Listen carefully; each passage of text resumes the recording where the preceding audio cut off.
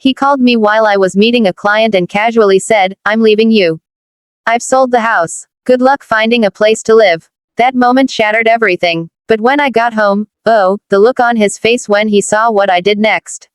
He thought he won, but he had no idea who he was messing with. If you've ever felt betrayed or underestimated by someone you trusted, then this story will hit home. Don't forget to hit that like button, subscribe, and settle in, because this revenge is icy cold and perfectly deserved. It was a Thursday afternoon in early spring. I still remember the breeze outside the cafe where I sat with a client in Jersey City.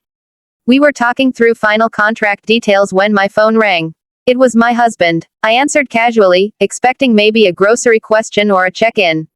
But instead, his voice came through the line, flat, emotionless. "I'm leaving you. I've already sold the house. I'm moving in with my new girl. Good luck finding a place." I thought it was a joke. I laughed and said, "Aren't you being silly, huh?" But there was silence on the line. That kind of silence that doesn't ask questions. It answers them. He hung up. That moment felt like my world cracked in two. My face flushed with heat. My hands trembled. I couldn't even finish the meeting. I excused myself, somehow made it to the bathroom, and just stood there, staring at my reflection. Numb. Confused. Betrayed. He wasn't kidding. This man, my husband of 6 years, had sold the house we bought together, without telling me, and decided to upend my entire life in a 5-second phone call. No explanation. No apology. Just, "Good luck." And the worst part, he sounded happy. Like he had been waiting to do this. Like he thought I'd just crumble and disappear. I drove back in a daze. But when I pulled into the driveway, the first thing I noticed was that the for sale sign that had been up for months was gone. The house looked different. Empty. Like it already wasn't mine anymore. I walked in and he was sitting on the couch, like nothing happened. His smirk disappeared the second he saw me. I asked him if he really meant what he said. He just shrugged. "I've moved on. We weren't working out." No explanation. No counseling. Just gone. I should have cried, should have begged, should have broken down, but something inside me switched off. Or maybe it switched on. That night, I stayed quiet. I went into our bedroom, well, his bedroom now, and took my essentials. I didn't shout, didn't argue, just packed. Because I had something he didn't know. The house. It wasn't just in his name. You see, when we bought the property, it was with my inheritance. My parents had left me a substantial sum, and while he handled most of the finances, I was smart enough to make sure the deed had my name on it. Legally, he couldn't sell it without my signature. But he forged it. So while he thought he had just pulled off the perfect exit, he had just committed fraud. I stayed the night at a friend's. Didn't respond to his texts. The next day, I went straight to a real estate lawyer. I handed over the deed. The lawyer's eyes narrowed when he saw the closing paperwork. "This is a forged signature," he said. "You have him." In that moment, I felt something return to me. Not revenge, not yet. But power. The next few weeks were a blur of legal action. Turns out, not only had he illegally sold the house, he also drained half of our shared savings to fund his new life with his girlfriend, who, by the way, was barely old enough to rent a car. I didn't even confront him.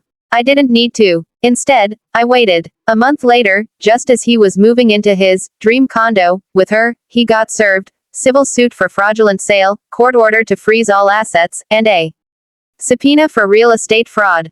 He called me in a panic. "What the hell did you do?" I didn't even raise my voice. "I'm just making sure the truth comes out." But I sold the house." "No," I said calmly, "you stole it." He thought I wouldn't fight back. That I'd crawl away. That I'd let him win.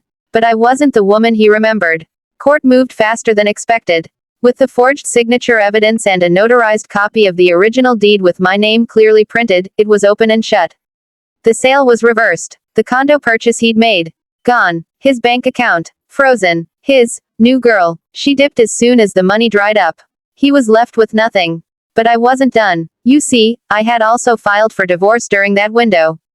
And with the financial misconduct, fraud, and abandonment on record, I got everything.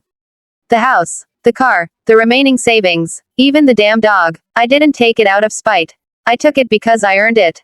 I built that life. I fought for it. And he tried to throw it away with a 5-second phone call. It wasn't just about the stuff, it was about standing up when someone tries to destroy you for their own ego. The last time I saw him was during the final hearing. He wouldn't even look at me. The judge signed the order, and I walked out, head held high, heart steady, future intact. I moved back into the house that week. Painted the walls. Bought new furniture. Put fresh flowers in the window. Not to erase the past, but to reclaim it. And when people ask me what happened to him, I smile and say, let's just say he got exactly what he deserved. The image of his smug smirk turning to disbelief in that courtroom, frozen, helpless, is a moment I'll never forget. He played dirty. Thought I'd break. Thought he was untouchable. But he forgot who he married. I didn't scream. I didn't plead. I just used the truth, and the law, to burn down his little fantasy. And I didn't lift a single finger in anger. That's what made it so perfect. Some people think walking away is weakness.